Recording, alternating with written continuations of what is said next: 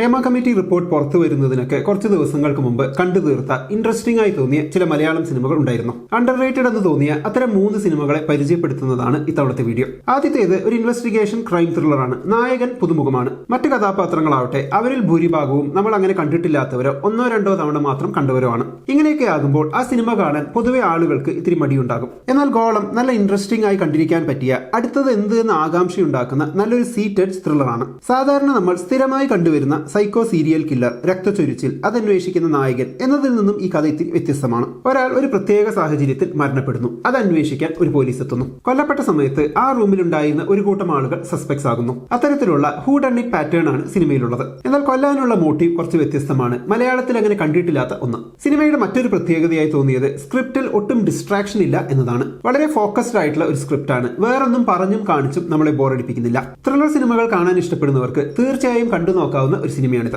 അറിയുന്ന ആരുമില്ലല്ലോ, മോശം സിനിമയായിരിക്കും എന്ന മുൻവിധിയിൽ കാണാതെ മാറ്റിവെച്ചതാണെങ്കിൽ ഒന്ന് കണ്ടു നോക്കാം. കൊട്ടിഘോഷിച്ച് വലിയ സ്റ്റാർ കാസ്റ്റിൽ ഈയിടെ വന്ന പല മലയാളം ത്രില്ലേഴ്സിനേക്കാളും ഭേദമാണ്. സംഭവം അണ്ടർറേറ്റഡ് ആണെന്ന് തന്നെ തോന്നി. ഗോളം ഇപ്പോൾ ആമസോൺ പ്രൈമിൽ സ്ട്രീം ചെയ്യുന്നുണ്ട്. അടുത്ത സിനിമ ഇത്തിരി വ്യത്യസ്ത അഭിപ്രായങ്ങളൊക്കെ വരാൻ സാധ്യതയുള്ള ഒന്നാണ്. ചില കാര്യങ്ങളിൽ എനിക്കും ചില സംശയങ്ങളൊക്കെ ഉണ്ട്. അതെന്ത് തന്നെയായാലും കണ്ടിരിക്കാൻ ഇൻട്രസ്റ്റിംഗ് ആയി തോന്നിയ ഒരു സിനിമ. സിനിമയുടെ പേര് നടന്ന സംഭവം. സുരാജ്, ബിജുമോൻ, ലിജോമോൾ എന്നിവരാണ് പ്രധാന അഭിനേതാക്കൾ. അടുത്തടുത്ത് താമസിക്കുന്ന 2 കുടുംബങ്ങളുടെ കഥയാണ് സിനിമ. അടുത്തടുത്ത് താമസിക്കുന്ന 2 കുടുംബങ്ങൾ എന്ന് പറയുമ്പോൾ പഴയ ഒരു ജയറാം സിനിമ ഓർമ്മ വരുന്നുണ്ടോ? അയലത്തെ അദ്ദേഹം എന്ന സിനിമ. അതിൽ അടുത്ത വീട്ടിലെ ഭർത്താവിന്റെ ഭാര്യയോടുള്ള സ്നേഹം നിറഞ്ഞ സ്വഭാവം കണ്ട് തന്റെ മുരടനായ ഭർത്താവിനോട് അങ്ങനെയാകാൻ പരാതി പറയുന്ന ഭാര്യയാണുള്ളത്. ഒടുവിൽ മുരടനായിരുന്നു ശരി, മറ്റവന്റെ സ്നേഹമൊക്കെ വെറും ഉടായിപ്പാണ് എന്ന് കാണിച്ച് സിനിമ അവസാനിക്കും. ആ അയലത്തെ അദ്ദേഹത്തിന്റെ ഒരു പൊളിച്ചെഴുത്താണ് ഈ സിനിമ. അത് സംഭവം ഇത്തിരി റിഗ്രസീവ് ആണെങ്കിൽ ഇത് ഇത്തിരി പ്രോഗ്രസീവ് ആണ്. ബിജു മേനോന്റെ എല്ലാവരോടും ഓപ്പണായി പെരുമാറുന്ന കഥാപാത്രവും സുരാജിന്റെ അനാവശ്യ മസിൽപിടുത്തം, അതും ഭാര്യയോട് പ്രത്യേകിച്ച് മസിൽപിടുത്തമുള്ള കഥാപാത്രവുമാണ് ഇതിലെ 2 ഭർത്താക്കന്മാർ. ഇവർ തമ്മിലുള്ള ഒരു ക്ലാഷ് ആണ് സിനിമയുടെ മെയിൻ. ബിജു മേനോന്റെ കഥാപാത്രം പുതുതായി താമസത്തിനെത്തിയ സ്ഥലത്തെ പെണ്ണുങ്ങളുമായി വളരെ പെട്ടെന്ന് തന്നെ കമ്പനിയാകുന്നു. അത് അവിടുത്തെ ആൺകൂട്ടത്തിന് അത്ര രസിക്കുന്നില്ല. പ്രത്യേകിച്ച് കൂട്ടത്തിലെ ലീഡറായ അഥവാ ആൽഫാമെയിലായ സുരാജിന്റെ കഥാപാത്രത്തിന്. പെണ്ണുങ്ങളോട് അടുക്കളപ്പുറത്ത് പോയി സംസാരിക്കുന്നതൊക്കെ ആണുങ്ങൾക്ക് ചേർന്നതല്ല എന്ന് കരുതുന്ന ഒരാളാണ് സുരാജിന്റെ കഥാപാത്രം. ഈ കഥാപാത്രത്തിന്റെ ഭാര്യയ്ക്ക് ബിജു മേനോന്റെ കഥാപാത്രം ചില അറിവ് പകരുന്നതും തുടർന്നുണ്ടാകുന്ന സംഭവങ്ങളുമാണ് പിന്നീട് അങ്ങോട്ട് സിനിമ.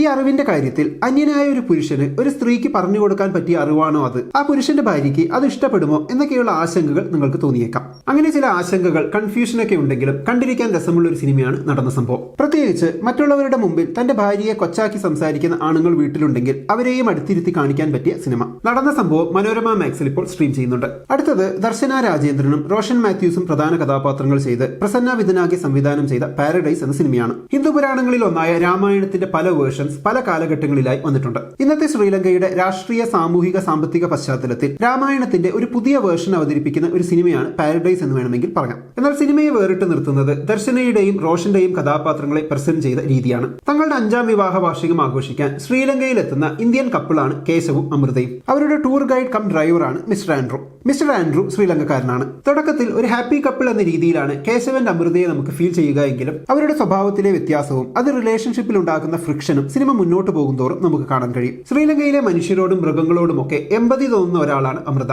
ശ്രീലങ്കൻ സമൂഹത്തിലെ മനുഷ്യർക്കിടയിലെ ക്ലാസ് വ്യത്യാസവും തമിഴ് വംശജർ നേരിടുന്ന പ്രശ്നങ്ങളുമൊക്കെ മനസ്സിലാക്കാനും പ്രശ്നം നേരിടുന്നവരുടെ ഭാഗത്തുനിന്ന് ചിന്തിക്കാനും അമൃതയ്ക്ക് കഴിയുന്നുണ്ട്. എന്നാൽ കേശവ് സ്വന്തം കാര്യം നോക്കുന്ന കുറച്ച് സെൽഫിഷ് ആയിട്ടുള്ള ഒരാളാണ്. നമ്മളിൽ ഭൂരിഭാഗം പേരും കേശവനെ പോലെയായിരിക്കും നമ്മുടെ ജീവിതത്തിൽ ചിന്തിക്കുന്നതും പ്രവർത്തിക്കുന്നതും. ഒരു രാത്രി അവർ താമസിക്കുന്ന സ്ഥലത്ത് വെച്ച് അവരുടെ ചില സാധനങ്ങൾ മോഷ്ടിക്കപ്പെടുന്നു. തുടർന്നുള്ള സംഭവങ്ങളോട് അവർ രണ്ടുപേരും എങ്ങനെ പ്രതികരിക്കുന്നു എന്നത് കാണിച്ചാണ് സിനിമ മുന്നോട്ട് പോകുന്നത്. ജീവിതത്തിലെ ഒരു പ്രതിസന്ധി ഘട്ടത്തിൽ കൂടെയുള്ളയാൾ പാർട്ട്ണർ ആയതുകൊണ്ട് മാത്രം നിങ്ങൾ അയാളുടെ കൂടെ നിൽക്കുമോ, അതോ സമൂഹത്തിലെ ഇനീക്വാലിറ്റി മനസ്സിലാക്കി അനീതി ഏറ്റുവാങ്ങേണ്ടി വരുന്നവരുടെ കൂടെ നിൽക്കുമോ തുടങ്ങിയ ചോദ്യങ്ങളൊക്കെ സിനിമ നമ്മുടെ മുന്നിലേക്ക് ഇട്ടുതരുന്നുണ്ട്. സിനിമയുടെ ക്ലൈമാക്സ് അതുവരെയുള്ള റിയലിസ്റ്റിക് നേച്ചറിൽ നിന്നും കുറച്ച് മാറിപ്പോകുന്നത് പോലെ തോന്നും. പക്ഷേ അത് സിനിമയുടെ ഒരു മെയിൻ പോയിന്റ് ആണ്. ക്യാരക്ടർ റെവലേഷൻ പൂർണ്ണമായി സംഭവിക്കുന്നതും അവിടെയാണെന്ന് പറയാം. ശ്രീലങ്കയിൽ ഈ അടുത്ത് സംഭവിച്ച എക്കണോമിക് ക്രൈസിസ് അവിടുത്തെ ജനങ്ങളുടെ ജീവിതത്തെ എങ്ങനെയൊക്കെ ബാധിച്ചു എന്ന് സിനിമ കാണുമ്പോൾ നമുക്ക് മനസ്സിലാക്കാൻ കഴിയും. പാരഡൈസ് ഇപ്പോൾ ആമസോൺ പ്രൈമിൽ സ്ട്രീം ചെയ്യുന്നുണ്ട്. ഈ സിനിമകൾ കണ്ടിട്ടുള്ളവരാണെങ്കിൽ അവയെക്കുറിച്ചുള്ള അഭിപ്രായം കമന്റ് ബോക്സിൽ എഴുതുമല്ലോ. നമുക്ക് അടുത്ത വീഡിയോയിൽ വീണ്ടും കാണാം. ബൈ.